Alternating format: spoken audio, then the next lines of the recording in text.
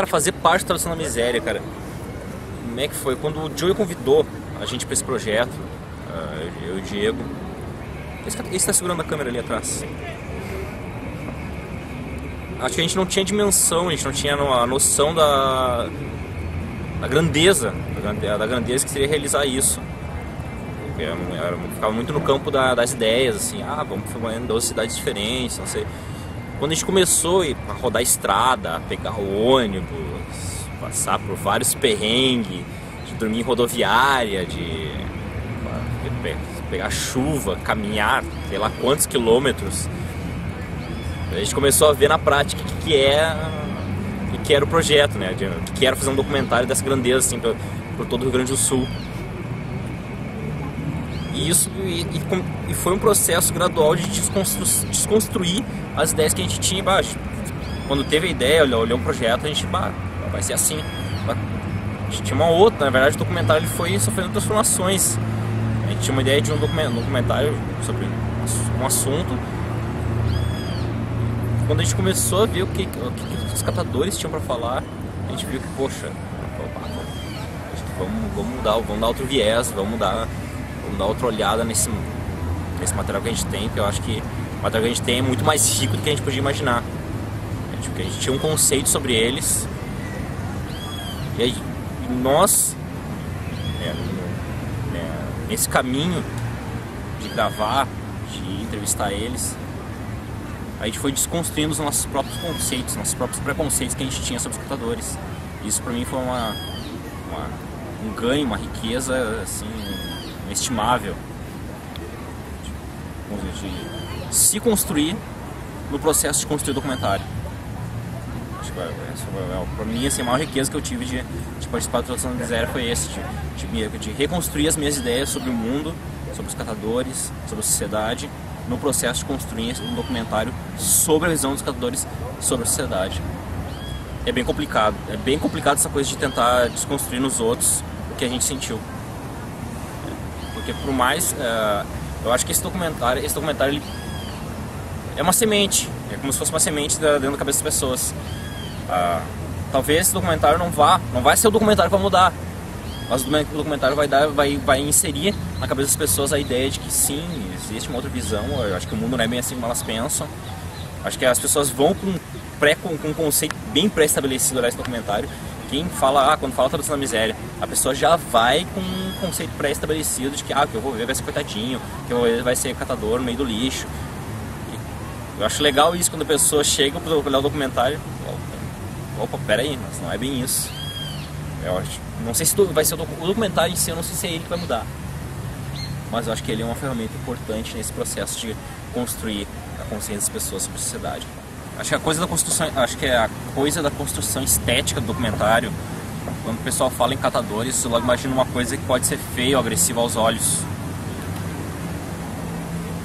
Eu acho que aí já é outro preconceito também, que eu acho que a beleza deles talvez não seja a estética visual, mas a estética das ideias. Eu acho que ali o principal documentário é esse. A principal beleza da estética do documentário é a beleza da estética das ideias, ali no campo visual. Poderia ser qualquer outro cenário, poderia ser qualquer outra pessoa falando, mas com aquelas palavras, acho que é isso que constrói a beleza do documentário, é isso. Foi bem complicado, porque ali no final das contas a gente tinha quase 60 horas de gravações, tinha 60 horas de gravado. Como é que a gente vai colocar isso em uma hora? Tem muita coisa que tu acaba não colocando no documentário, deixa de colocar. É muito material. Acho que dali a gente poderia fazer 2, 3 documentários diferentes. E tu pegar tu dar um viés que não aponte o catador como um coitadinho, não aponte o catador como um pobre morto de fome. É uma corda bamba. Assim. Tu andar na linha, assim, tem uma linha, eu quero mostrar isso. É um cuidado muito grande, tanto que esse documentário ele teve 4 cortes diferentes já, até o presente momento. Teve 4 cortes diferentes, e cada vez a gente olha, a gente pode aprimorar um pouco mais, a gente pode mudar um pouco mais, porque a gente é uma mudança numa fala que eu desconstrói o documentário inteiro. Tá pronto. Eu acho que o Tradução da Miséria ele não é um projeto, tu vai dizer assim, Não é um projeto que tu chegue e diga, tá pronto agora, acabou. Não, por causa que tu sempre pode mudar. Tem tanta fala, tem tanta coisa ali que pode ser mudado constantemente. Se separar cada uma daquelas falas, tu tem um programa de TV. Se separar cada uma das cidades, tu tem um mini documentário específico da realidade de cada cidade. Porque as cidades, apesar de serem muito parecidas, distantes umas das outras, elas são o aspecto da vida do catador é muito semelhante. Cada cidade tem a sua cultura, tem a sua economia, tem a sua característica, a sua colonização, mas é interessante isso. Elas são o microcosmo da cidade, ele é único. Mas os catadores é como se formasse uma esfera social integrada entre si, independente da cidade onde estiver. E eu acho que se a gente fosse pro Piauí filmar catadores, a gente não ia achar visões tão diferentes dos catadores daqui. Eu acho que eles em si formam um anel de sociedade, um microcosmo social unido entre eles. Independente da cidade onde estiver, se é uma cidade de colonização germânica, italiana, russa ou portuguesa, como a gente encontrou, todos eles têm ideias muito parecidas sobre a sociedade. Eu acho isso é uma coisa que eu achei muito interessante, né?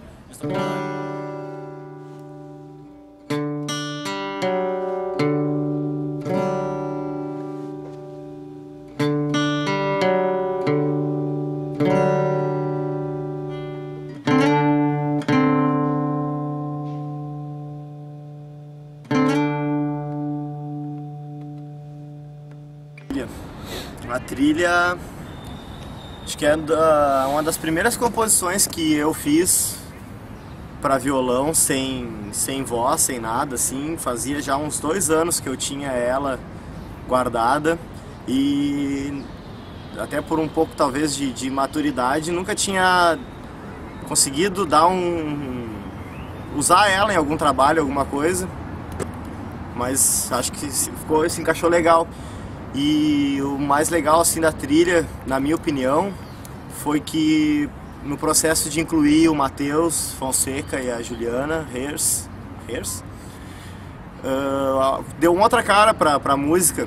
O violoncelo mudou totalmente a estrutura da melodia que eu esperava, que eu tinha na mente quando eu compus, e foi bem legal. Foi interessante ver como quando tu abre mão um pouco do controle sobre a criação e divide ela com outras pessoas, a dimensão daquilo vai se tornando maior, assim, e deu uma outra cara, ficou uma trilha bem legal. Tu já tinha ela antes? Já tinha há uns 2 anos já. É uma das primeiras coisas que eu compus assim para violão, foi aquilo lá. Mas eu vi que ela casou bem, pelo menos quando eu ouvia, passa uma coisa triste, mas feliz, não sei se seria... Pois é, cara, eu não sei, eu tenho uma tendência a compor coisas tristes, mas também eu gosto de fazer que tem uma cara de minimalista, assim, que eu não sou um grande músico, então eu vou achando recursos, mas eu acho que ela ficou legal, assim, encaixou muito bem, porque ela realmente é nesse sentido, ela não tem uma sensação bem definida, né? Sei lá, ela vai mudando, vai alterando, horas ela fica mais, sei lá, esperançosa, outras ela fica mais triste. E tem a questão do violoncelo também, que deu uma cara meio de sertão pra trilha, assim, sei lá, ficou legal. Tá, e tu te emocionou bastante nas nossas entrevistas, né? Me emocionei bastante. Cara, eu sou molenga, cara. E aí, sei lá, eu acho que isso aqui é o mais legal também. Muitas vezes tu tá assistindo um filme ou vendo uma pessoa falar ou qualquer coisa desse tipo e te emociona, a primeira reação que tu tem é de oprimir aquele sentimento. Como se tu não pudesse, como se fosse feio tu te emocionar com as coisas. De um tempo pra cá, eu venho tentando... eu acabo sempre segurando, mas eu venho tentando não segurar a vontade de chorar, assim, quando elas vêm. E realmente tem uns depoimentos que, às vezes até na hora que a pessoa falava, a Tujira, por exemplo, ela nem tá falando ela nem tá se vitimizando com aquilo que ela tá falando. E talvez isso seja o que transforma a coisa num troço mais forte, assim.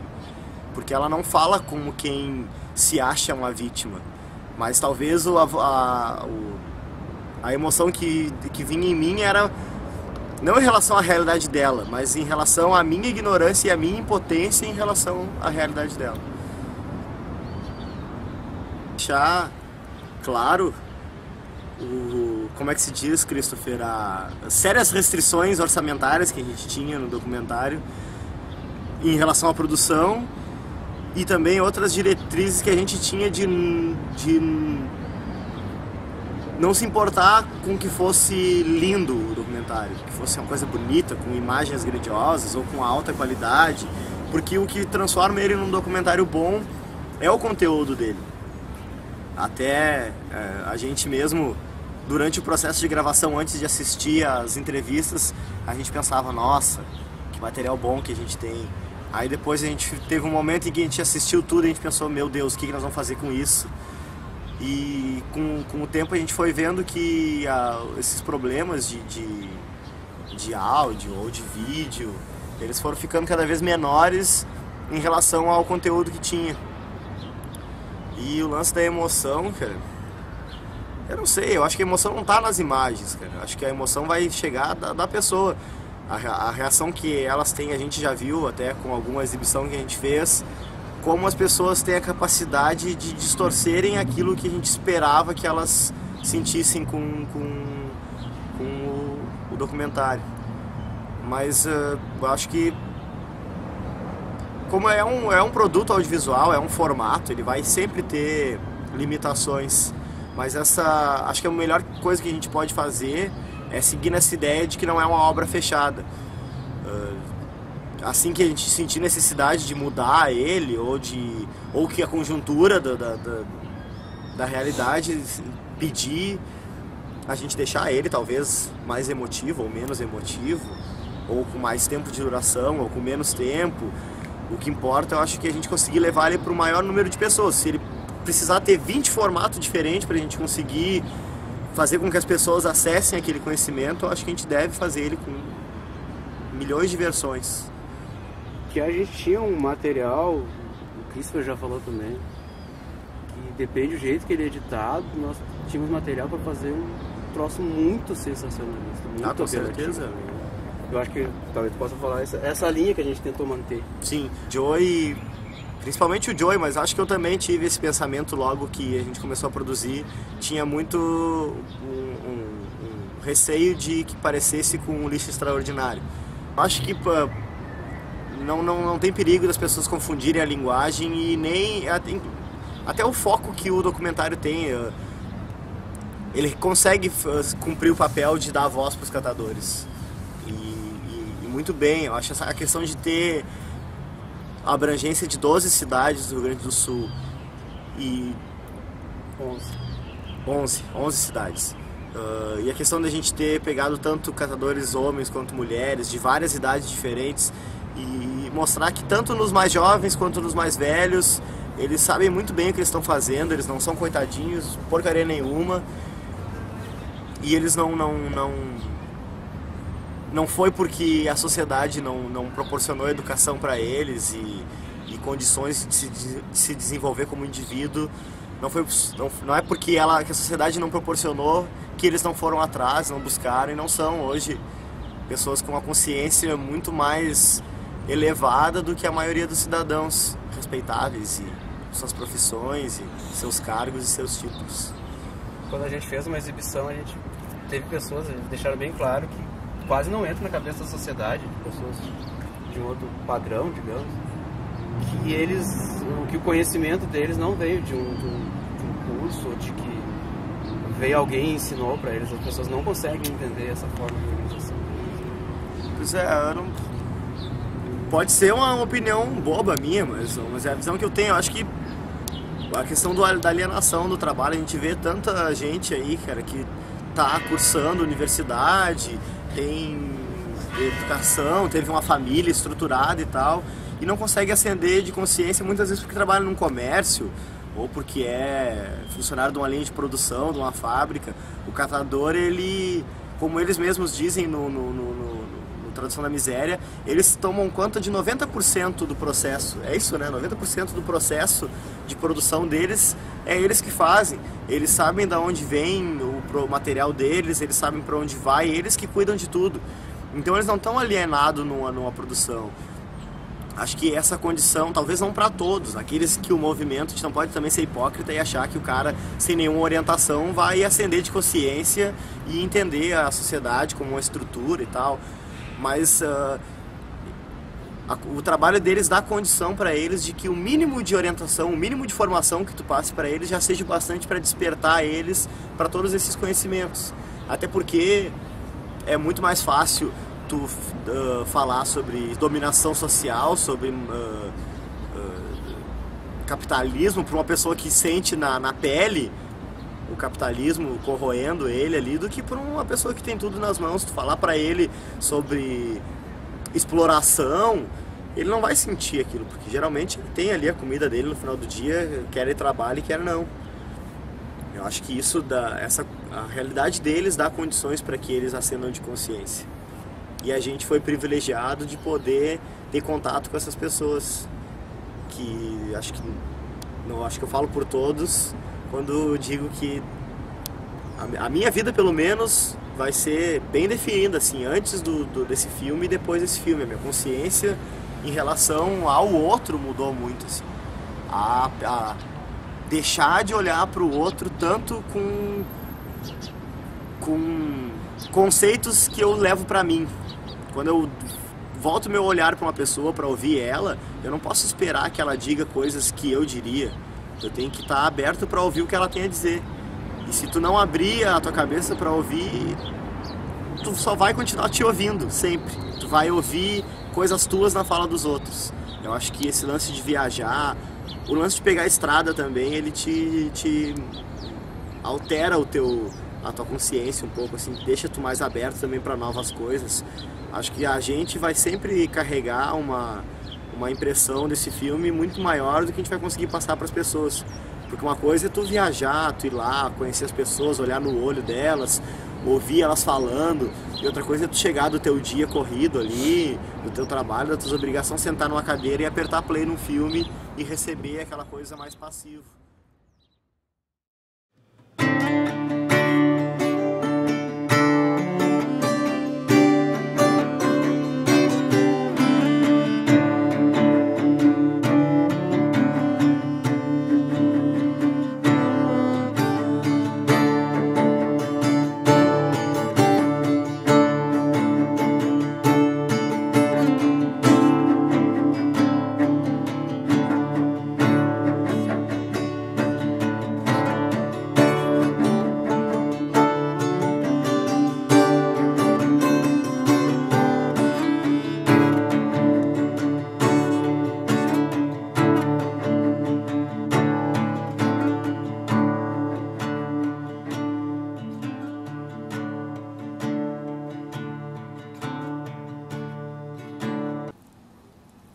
Eu não me surpreendi muito com os resultados, porque realmente o que eu queria fazer com essa tradução da miséria, aconteceu mesmo. E foi poder colocar as pessoas que foram assistir o filme e a sociedade toda se vendo como miseráveis realmente que são. E fica bem claro quando a gente vê nos debates, nesses primeiros debates que a gente teve, o quanto isso incomoda. E não é só a miséria da sociedade, a hipocrisia da sociedade, que se diz não preconceituosa e vai assistir um filme esperando ver a mesma coisa de sempre sobre catadores. As pessoas vão esperar um resultado de que no final do filme elas vão aprender a selecionar o lixo, a tratar o catador melhor por ele ser uma pessoa especial, só que elas se deparam com a miséria delas mesmas, ali quando elas assistem aquilo ali, que elas veem que o filme não foi feito para mostrar a miséria dos catadores, a miséria econômica dos catadores ou qualquer outra coisa. E a relutância dessas pessoas em admitir a sua miséria. Isso é muito satisfatório para mim, que tenho esse viés artístico de fazer isso com a minha arte, de ver o quanto as pessoas se chocam e se sentem mal. Eu não faço um filme, eu não faço a minha arte para que as pessoas se sintam bem. Eu faço para que elas se sintam mal, e esse se sentir mal é para que elas comecem a pensar de que essa sociedade que elas imaginam tão perfeita para elas e que a sociedade às vezes é tão cruel, mas a culpa não é minha, né? Ou a responsabilidade da sociedade ser assim não é minha porque eu faço a minha parte. Só que na verdade quando elas se veem ali naquele filme, elas veem pessoas que elas julgavam tão ignorantes falando melhor do que elas sobre a sociedade, tendo conceitos bem mais discernidos do que é viver em sociedade, do que a sociedade faz com as pessoas, indiferente de serem ricas ou serem pobres. Elas se retraem, elas não admitem. E imagino que, com certeza, o filme não é para mudar nada, não vai mudar a cabeça dessas pessoas. Mas pelo menos elas vão saber que existem pessoas que pensam a sociedade de forma diferente e que a sociedade não está certa do jeito que elas imaginam e que a zona de comodidade delas, a zona de conforto delas, quando é tocada, elas ficam muito mal com isso. E eu acho que é para isso, é para tirar as pessoas dessa zona de conforto mesmo. Se elas vão olhar um filme esperando reducionismos, de que, para resolver o problema dos catadores é só eu selecionar meu lixo, é só eu tratar eles melhor. Não, as pessoas têm que entender que o problema não é dos catadores, o problema é da sociedade, é delas, que não pensam que podem, sei lá, que elas tendo uma classe social melhor e os catadores tendo uma classe social pior economicamente, elas vão poder ajudar eles dando uma condição de vida melhor que eles, mantendo eles na mesma classe. Só que na verdade não é isso, as pessoas têm que entender que o mundo só vai um dia, quem sabe, melhorar quando não tiverem classes sociais. Quando eu abrir mão um pouco daquilo que eu tenho, do meu egoísmo, e ter capacidade de dizer eu quero um mundo para todos.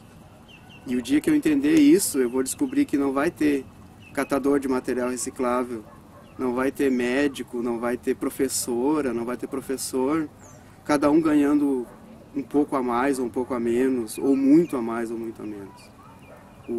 A sociedade só vai ser igualitária quando a gente aprender a viver igual os catadores. Da mesma forma que eles, sem patrão, sem hierarquias, que eles não vivem só sem patrão, eles vivem sem hierarquias também. Não existe um presidente do movimento dos catadores. Não existe votação no Movimento Nacional dos Catadores. Eles não são iludidos por essas formas que a sociedade criou para nos acomodar, para a gente servir a uma outra coisa que a gente nem tem conhecimento. Os catadores têm bem mais conhecimento de nós do que nós, da sociedade, do que nós, porque a gente é iludido o tempo todo, a gente é alienado. Posso ser um médico que estudei, mas eu sou alienado, sim, porque eu não parei para pensar sobre a sociedade, porque está tudo pronto para mim. Então, eu fiquei bem satisfeito em ver quando as pessoas se enxergam ali, enxergam a miséria delas e elas relutam. Elas vão até o final relutando e continuam, a maioria, espero que nem todos, espero que isso abra a cabeça de alguém, mas eu vejo que a maioria das pessoas, que a miséria da sociedade está retratada ali e essa miséria vai continuar, infelizmente. Mas pelo menos a minha parte eu estou fazendo.